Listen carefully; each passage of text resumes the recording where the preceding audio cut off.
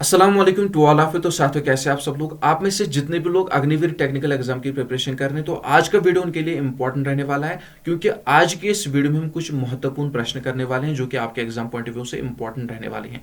आप में से बहुत सारे लोगों का ये रिस्पॉन्स मिल रहा था कि टेक्निकल के रिगार्डिंग कुछ इंपॉर्टेंट क्वेश्चन करवाओ, नर्सिंग असिस्टेंट के रिगार्डिंग कुछ इंपॉर्टेंट क्वेश्चन करवाओ। तो आपको चिंता करने की जरूरत नहीं है, बस चैनल को सब्सक्राइब करके रखना। यहाँ पे आपको आपके एग्जाम पॉइंट ऑफ व्यू से भी जो है इंपॉर्टेंट प्रश्न जो है प्रोवाइड करवाए जाएंगे। आप टेंशन ना ले, चिंता ना करें।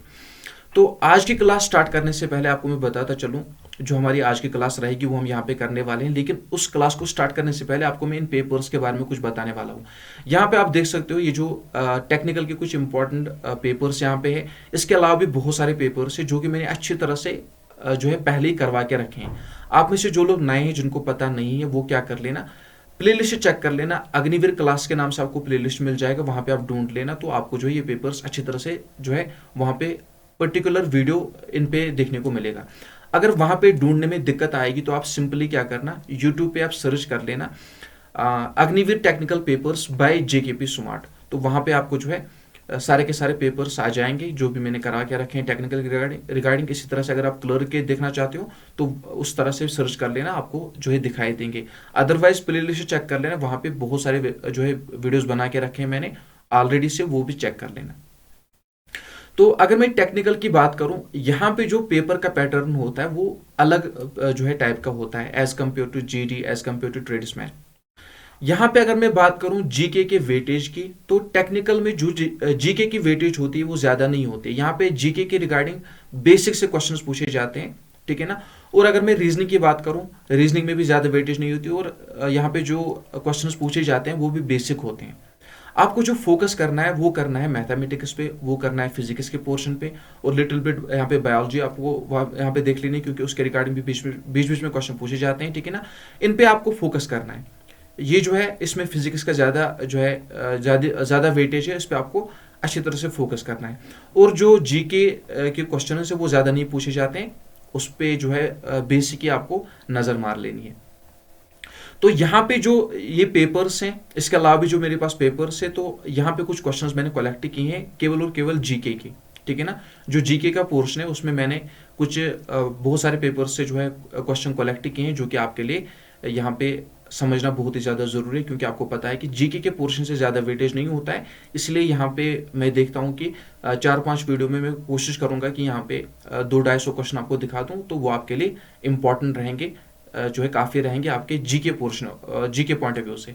उसके बाद जो फिजिक्स है, और भी बहुत टाइप की जो जिसमें फिजिक्स में आपको देखना पड़ेगा, केमिस्ट्री आपको देखनी पड़ेगी, तो वो भी मैं देखूंगा। कितना समय हमारे पास बचेगा आप चिंता ना करें। तो यहाँ पे आज का जो हमारे जो क्वेश्चंस रहेंगे ये इंपॉर्टेंट रहने वाले हैं आप सबके लिए। पर्टिकुलरली ये जो क्वेश्चंस है यहाँ पे पुणे, आप यहाँ पे देख सकते हो एआरओ पुणे, ठीक है ना। टेक्निकल के कुछ इंपॉर्टेंट प्रश्न है जीके पॉइंट ऑफ व्यू से, तो बहुत सारे पेपर से मैंने कलेक्ट किए हैं, तो यहाँ पे आपको मैं दिखाने की कोशिश करूंगा। तो चलिए हम देखते हैं टोटल हम कितने प्रश्न करेंगे। 30 प्रश्न हम करेंगे, तो कम से कम आपके 25 प्रश्न सही होने चाहिए, क्योंकि इसमें जो जीके पूछी जाती है, मैंने ऑलरेडी आपसे कहा बेसिक पूछी जाती है। कम से कम आपको 25 सही कर लेने हैं, बिल्कुल सही कर लेने हैं आपको 25। ये तो आपका नहीं छूटना चाहिए, ठीक है ना। जीके का पोर्शन आपका नहीं छूटना चाहिए, इसमें से 25 आपको करने हैं। तो ये बहुत सारे पेपर्स में से मैंने उठाए, जैसे कि आपको पता है कि इसमें कम ही क्वेश्चन पूछे जाते हैं, इसलिए ये बहुत सारे पेपर्स के क्वेश्चन हैं। तो चलिए सबसे पहले क्वेश्चन की तरफ आ जाते हैं। सबसे पहला क्वेश्चन क्या कह रहा है, how many players are there in hockey team. आपको बताना है हॉकी में कितने नंबर ऑफ प्लेयर्स देखने को मिलते हैं, 8, 10, 12 या 11। तो अगर मैं बात करूं डी पार्ट की, दैट इज 11 हमारा राइट आंसर होगा, ये आपको अच्छी तरह से याद रख लेना है। इसके बाद आ जाते हैं नेक्स्ट क्वेश्चन पे, हमारे दूसरे प्रश्न की तरफ। जो हमारा दूसरा प्रश्न है वो क्या कह रहा है, यहां पे आप अच्छी तरह से देख सकते हो। थोड़ा बहुत मैं जूम आउट कर लेता हूं, चलिए यहां पे आ गया। नेक्स्ट क्वेश्चन कह रहा है who wrote the book Ramayana. आपको बताना जो रामायणा बुक है, ठीक है ना, किसके द्वारा लिखी गई, एक रिलीजियस बुक है, किसके द्वारा लिखी गई है, सूरदास, कालिदास, वाल्मीकि या अकबर। तो अगर मैं रामायणा की बात करूं, ये जो है वाल्मीकि के द्वारा लिखी गई है, दैट इज सी पार्ट हमारा राइट आंसर होगा, ये आपको अच्छी तरह से याद रख लेना है। इसके बाद देखिए नेक्स्ट क्वेश्चन की अगर मैं बात करूं, तीसरे प्रश्न की अगर मैं बात करूं, कैपिटल ऑफ हिमाचल प्रदेश। तो हिमाचल प्रदेश की कैपिटल आपसे पूछी गई है शिमला, कुल्लू, सोलान या पटना। तो यहां पे अगर मैं बात करूं हिमाचल प्रदेश की कैपिटल की, that is Shimla. A part हमारा राइट आंसर होगा, ये आपको अच्छी तरह से याद रख लेना है। तो इसके बाद देखिए नेक्स्ट क्वेश्चन क्या कह रहा है, who said swaraj is my birth right. तो किसके द्वारा कहा गया है swaraj is my birth right? Bhagat Singh, Subhash Chandra Bose, Bal Gangadhar तिलक या अकबर। तो यहां पे अगर मैं बात करूं बाल गंगाधर तिलक की, दैट इज सी पार्ट हमारा राइट आंसर होगा। तो ये जो नारा है swaraj is my birth right, ये जो स्लोगन है किसके द्वारा दिया गया है? बाल गंगाधर तिलक के द्वारा दिया गया है, ये आपको याद रख लेना है। इसके बाद आ जाते हैं नेक्स्ट क्वेश्चन पे, how many players are in rugby football team. तो आपको बताना है कि रग्बी फुटबॉल टीम में कितने नंबर ऑफ प्लेयर्स देखने को मिलते हैं ईच साइड, 10, 11, 15 या 5। तो यहां पे अगर मैं बात करूं सी पार्ट की, दैट इज 15 हमारा राइट आंसर होगा, ये आपको अच्छी तरह से याद रख लेना है। इसके बाद देखिए नेक्स्ट क्वेश्चन क्या कह रहा है, नेक्स्ट क्वेश्चन की अगर मैं बात करूं, in which year was Mahatma Buddha born. आपको बताना है महात्मा बुद्धा की पैदाइश कब हुई है, 540 बीसी, 563 बीसी, 350 बीसी या 543 बीसी। तो यहां पे अगर मैं बी पार्ट की बात करूं 563 BC, that is B part हमारा राइट आंसर होगा। इसके बाद देखिए नेक्स्ट क्वेश्चन की अगर मैं बात करूं, नेक्स्ट प्रश्न यहां पे क्या कह रहा है, when did Alexander invade India. तो अलेक्जेंडर ने इंडिया पे कब हमला किया था, 300 बीसी, 330 बीसी, 326 बीसी, 520 बीसी। तो आपको अच्छी तरह से याद रख लेना है 326 बीसी हमारा राइट आंसर होगा, दैट इज सी पार्ट इसका राइट ऑप्शन होगा।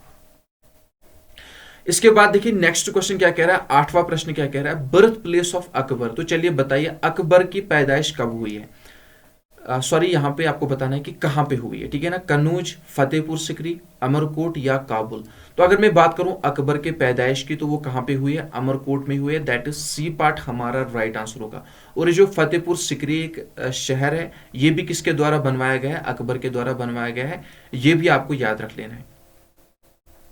इसके बाद आ जाते हैं नेक्स्ट क्वेश्चन पे, second battle of Panipat was fought in. तो चलिए बताइए पानीपत का दूसरा युद्ध कब लड़ा गया, 1555, 1557 एडी, 1556 एडी या 1526 एडी। तो यहां पे देखिए सेकंड बैटल ऑफ पानीपत यानी कि पानीपत के दूसरे युद्ध की बात हो रही है, तो वो आपको याद रख लेना है 1556 में हुआ है। लेकिन अगर आपसे पहला युद्ध पूछा जाता तो 1526 उस वक्त आपका राइट आंसर होता है, लेकिन इस वक्त जो है सेकंड बैटल ऑफ पानीपत पूछा गया है, दैट इज 1556 हमारा राइट आंसर होगा। इसके बाद देखिए नेक्स्ट क्वेश्चन यहां पे क्या कह रहा है, slavery was abolished by Akbar in. तो आपको बताना है जो सिल्वरी है ये जो अकबर के द्वारा एबॉलिश की गई, कब की गई, 1572, 1662, 1562 या 1352। तो देखिए सबसे पहले आपको याद रख लेना है जो सिल्वरी जो है अकबर के द्वारा भी एबॉलिश की गई है, कब की गई है, 1562 में की गई, ये आपको अच्छी तरह से याद रख लेना है। इसके बाद देखिए next question, jizya tax was abolished by Akbar in. तो देखिए ये जो जजिया टैक्स है ये अकबर के द्वारा भी एबॉलिश किया गया है, लेकिन कब किया गया है वो आपको बताना है, 1566 एडी, 1567 एडी, 1579 एडी या 1526 एडी। तो आपको अच्छी तरह से याद रख लेना है 1579 AD, that is C part हमारा राइट आंसर होगा। इसके बाद देखिए नेक्स्ट क्वेश्चन, अभी अभी मैंने आपको बताया जो फतेहपुर सिकरी एक शहर है ये किसके द्वारा बनवाया गया है, अकबर के द्वारा बनवाया गया है। लेकिन यहां पे आपसे डेट पूछी गई है, जो फतेहपुर सिकरी अकबर के द्वारा बनवाया गया ये कब बनवाया गया है, 1751 एडी, 1671 एडी, 1571 एडी या 1321 एडी। तो आपको अच्छी तरह से याद रख लेना है डेट क्या है, 1571 AD, that is C part इसका राइट आंसर होगा। इसके बाद देखिए नेक्स्ट क्वेश्चन की अगर मैं बात करूं, क्वेश्चन नंबर 13 यहां पे क्या कह रहा है, who was the first Indian to win the Nobel prize. तो आपको बताना है कि इनमें से वो पहले भारतीय कौन थे जिसको नोबेल प्राइज मिला। यहां पे एज पर ऑप्शन आपको चूज करना है इनमें से वो कौन है, ठीक है ना, इसके अलावा भी है, लेकिन यहां पे एज पर ऑप्शन जो है हमारा Rabindranath Tagore, that is a part हमारा राइट आंसर होगा, ये आपको अच्छी तरह से याद रख लेना। इसके बाद देखिए नेक्स्ट क्वेश्चन क्या कह रहा है, question number 14, east India company was established in. तो देखिए एक ट्रेडिंग कंपनी थी, तो ये एस्टेब्लिश कब हुई? तो 1600 एडी में ये एस्टेब्लिश हुई। कौन? ईस्ट इंडिया कंपनी, ठीक है, ईस्ट इंडिया कंपनी जो कि ब्रिटिश कंपनी थी, ट्रेडिंग कंपनी थी। 1600 एडी में इसकी एस्टेब्लिशमेंट होती है। लेकिन इंडिया ये कब आती है? 1608 एडी में इंडिया आती है। ये भी आप याद रख लेना। इन दो डेट के बीच आप जो है कंफ्यूजन मत क्रिएट कर लेना, क्योंकि इंपॉर्टेंट है। 1600 में जो है इसकी एस्टेब्लिश हुई है, लेकिन इंडिया में ये कब आई? 1608, ये आपको याद रख लेना है। इसके बाद आ जाते हैं नेक्स्ट क्वेश्चन पे, question number 15। The smallest planet in the solar system is. तो सोलर सिस्टम का स्मॉलेस्ट प्लैनेट कौन सा है? मरकरी, जुपिटर, वेनस या मार्स? तो देखिए, अगर मैं स्मॉलेस्ट प्लैनेट की बात करूं that is mercury. A part हमारा राइट आंसर होगा। इसके बाद इसके अलावा ये भी आपको याद रख लेना है, जुपिटर जो है इसे गैंट प्लैनेट के नाम से भी जाना जाता है और ये लार्जेस्ट प्लैनेट कंसिडर किया जाता है। वेनस जो है इसे मार्निक यूनिक स्टार के नाम से जाना जाता है और मार्स जो है इसे रेड प्लैनेट के नाम से भी जाना जाता है। ये भी आपको अच्छी तरह से याद रख लेना है। इसके बाद आ जाते हैं हम 16वें प्रश्न की तरफ। 16 नंबर क्वेश्चन क्या कह रहा है? Where is the headquarter of World Bank? तो चलिए बताइए, वर्ल्ड बैंक का हेडक्वार्टर कहां पे है? पेरिस, वाशिंगटन डीसी, न्यूयॉर्क या लंदन? तो वर्ल्ड बैंक की अगर मैं बात करूं, इसका हेडक्वार्टर कहां पे है? Washington DC. That is B part हमारा राइट आंसर होगा। ये आपको अच्छी तरह से याद रख लेना है।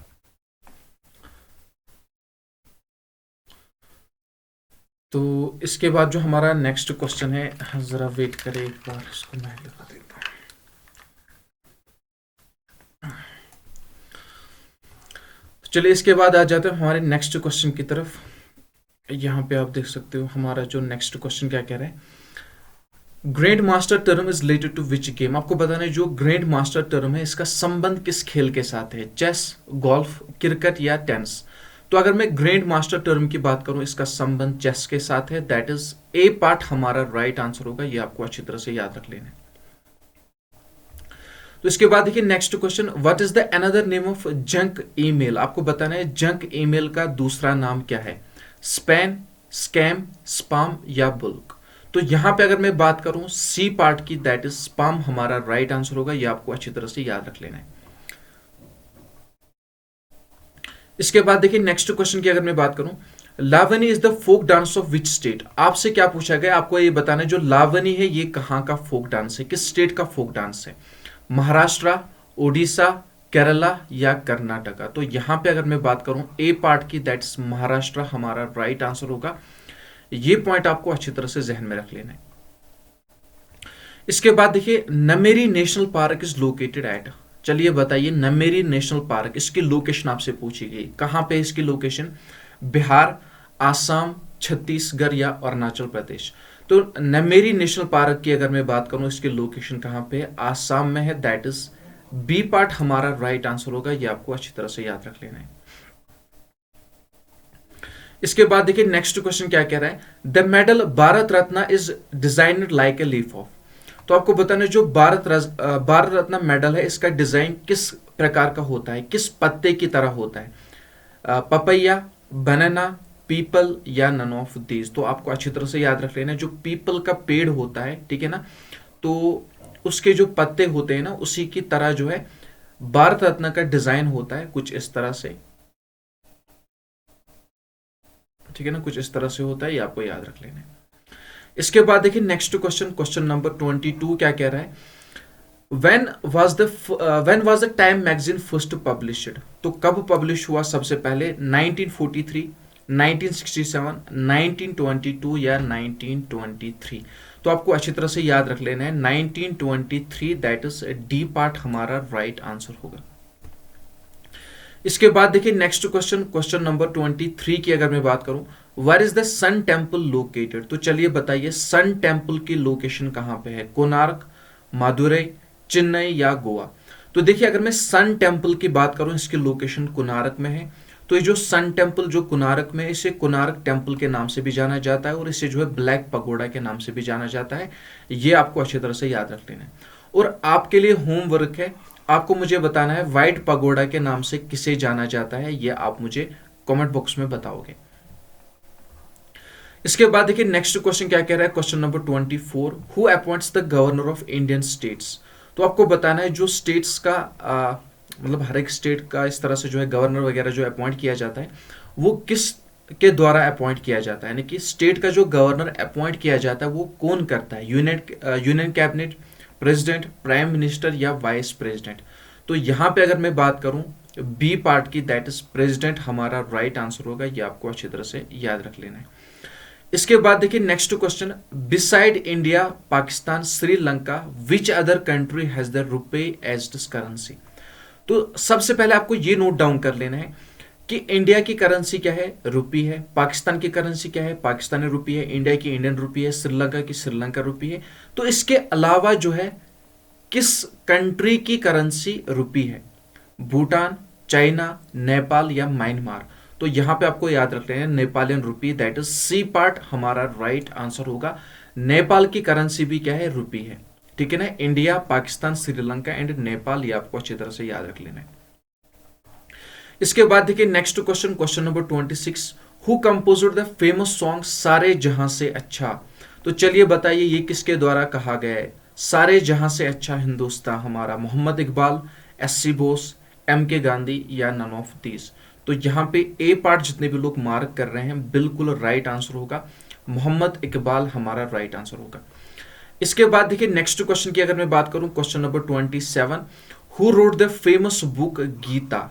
तो चलिए भगवत गीता किसके द्वारा लिखी गई है, ठीक है ना, रिलीजियस बुक है, वेद व्यास, कृष्णा, कालिदास या वाल्मीकि। तो यहां पे अगर मैं बात करूं ए पार्ट की, दैट इज वेद व्यास हमारा राइट आंसर होगा, ये आपको अच्छी तरह से याद रख लेना है।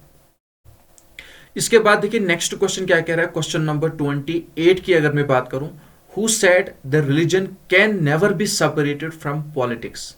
तो ये किसके द्वारा कहा गया है कि जो रिलीजन है उसे पॉलिटिक्स से कभी भी अलग नहीं किया जा सकता है, महात्मा गांधी, सरोजनी नायडू, डॉक्टर राजेंद्र प्रसाद या अकबर। तो ये जो कहा गया है ये किसके द्वारा कहा गया है, मोहनदास करमचंद गांधी के द्वारा कहा गया है, दैट इज ए पार्ट हमारा राइट आंसर होगा, ये आपको याद रख लेना है। इसके बाद आ जाते हैं नेक्स्ट क्वेश्चन पे, क्वेश्चन नंबर 29 की अगर मैं बात करूं, the chief minister is appointed by. तो आपको बताना जो चीफ मिनिस्टर अपॉइंट किया जाता है ये किसके द्वारा अपॉइंट किया जाता है, president, chief justice, prime minister या गवर्नर। तो ये जो है गवर्नर के द्वारा अपॉइंट किया जाता है, दैट इज डी पार्ट हमारा राइट आंसर होगा।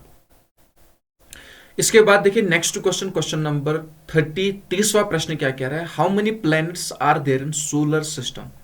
तो चलिए बताइए सोलर सिस्टम में टोटल कितने नंबर ऑफ प्लैनेट्स हैं।